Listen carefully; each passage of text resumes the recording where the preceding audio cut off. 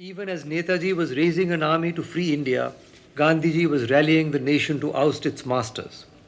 But his call was one of peace. Quit India in peace, he called to India's rulers. Otherwise, the will of millions courting arrest and refusing to serve you will bring your reign to a standstill and force you to leave. Millions offered to peacefully protest in the streets of urban India and the dirt tracks of rural India, to court arrest and suffer grim imprisonment. In 1942, Gandhiji spoke the words that launched the people of India on the final push to ousting the British in a manner the world had never before witnessed. On July 14th, the Congress Working Committee met in Wardha and passed a 700-word resolution calling on the British to quit India. There is no question of a last chance, Gandhiji told the press. This is open rebellion of a non-violent character. On 8th August, the resolution was passed at the AICC session in Mumbai, after which he spoke to the thousands who had gathered. Our struggle is now to start. Let every Indian consider himself a free man. He must be ready for the actual attainment of freedom or perish in the attempt.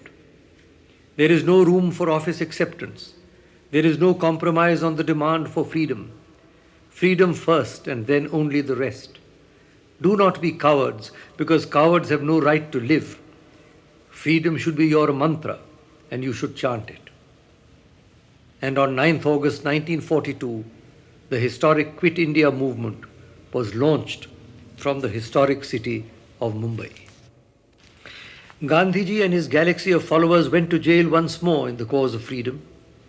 They were to come out only when the British government saw that there was no alternative to setting India free and that only the manner of quitting remained to be negotiated. Meanwhile, Muhammad Ali Jinnah and his Muslim League had launched the movement for partition and for Pakistan. Those days brought pain and shame that brothers had to live apart as two nations if they were to live as free men. Gandhiji fought partition every inch of the way, but in the end he said, maybe all of them are right, and I alone am floundering in the darkness. May God protect them and grant them all wisdom. Thus were born two nations, later a third. The birth pains were such as the world had never known. Tens of thousands massacred, millions uprooted and rendered homeless, families torn asunder, violence and hatred abounding. The Mahatma had feared and agonized over this, and those who would not heed him had to turn to him once more.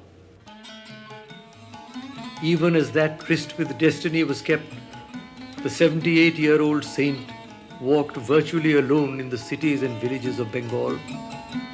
He was, as Mountbatten was to describe him, a one-man boundary force. And as he walked, he heard the sounds of rage and hate around him, a saint being cursed by those who had once fallen at his feet. You wish to do me ill, and so I have come, he said. I have come here to serve Hindus and Muslims alike. I am going to place myself under your protection. You are welcome to turn against me if you wish. I have nearly reached the end of life's journey. I have not much further to go. But if you again go mad, I will not be a living witness to it. बता दिया था कि मैं महात्मा कहाँ हूँ। लोग कहें कि तू महात्मा है, ऐसे में महात्मा थोड़ा हो सकता हूँ। मैं कहाँ ऐसा भी कोई मिरेकल कर सकता हूँ, जादू कर सकता हूँ, मेरे पास है ही नहीं। वो विद्या में सीखा नहीं हूँ। मैं तो जैसे आप ऐसे ही मामूली आदमी हूँ। आप में और मेरे में फर्क इतना है कि शायद आपका जितना विश्वास ईश्वर पर है उससे थोड़ा मेरे में ज्यादा होगा, लेकिन ज्यादा हुआ और कम, इससे कोई मैं महात्मा थोड़ा बन सकता हूँ और इससे मैं कोई जादू थोड़ा कर सकता हूँ। मेरे पास है ही नहीं। मैं तो इस तरह से ईश्वर को समझता भी नहीं। मैं तो ईश्वर को एक महान शक्ति मानता। ये जो जिसको देखो तो एक बाजू से देखो तो उसका नाम सत्य है, दूसरी बाजू से देखो तो एक ही बात हो गई कि अहिंसा है, सत्य अगर पूरा पालन करना है तो अहिंसा के सिवा नहीं हो सकता है। तो मैं तो उस ईश्वर को पूजता हूँ, उसमें कोई संदेह नहीं। लेकिन वो ईश्वर मुझको न महात्मा बनाता है, न मुझको कोई मेरे हाथ में जादुई लकड़ी रखता है।